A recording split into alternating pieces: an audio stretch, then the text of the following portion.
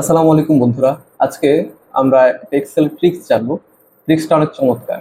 তো ট্রিক্সটা হলো, যদি ধরেন আপনার যে কাজের পরিপ্রেক্ষিতে আপনার ধরেন পরীক্ষা দিতে গেছেন, পরীক্ষার সময় আপনার এক্সামিনার আপনাকে প্রশ্ন করছে যে এই জায়গা থেকে নাম এবং সংখ্যাগুলোকে আলাদা আলাদা করে প্রকাশ করো, যেমন নেম এবং আইডি আছে। তো আপনি কি করলেন, এখানে মনে করেন এটাকে কন্ট্রোল সি দ্বারা কপি করলেন আর এখানে কন্ট্রোল ভি দ্বারা পেস্ট করলেন।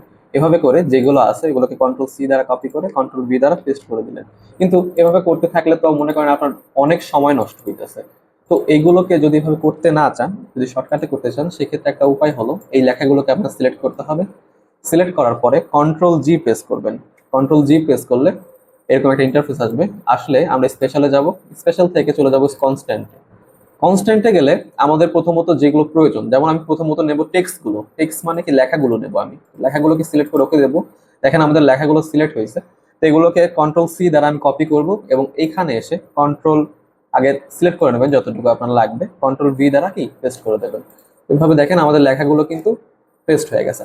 আবার মনে করেন সংখ্যাগুলোর জন্য আবার এগুলোকে সিলেক্ট করবেন, কন্ট্রোল জিতে যাবেন, জিতে গিয়ে স্পেশালে এখানে কনস্ট্যান্টে গিয়ে আমাদের এখন লাগবে হলো নাম্বারস। নাম্বারস গুলোকে রেখে বাকি সবগুলোকে উঠাই দেবেন এবং ওকে চলে যাবেন। তারপর কি করতে হবে, আমাদের কন্ট্রোল সি দ্বারা কপি, সিলেক্ট করে কন্ট্রোল ভি দ্বারা কি পেস্ট। এভাবেই আমরা সহজভাবে নাম এবং নাম্বারকে, অর্থাৎ নেম এবং আইডি কে সহজভাবে কি পৃথক করতে পারবো।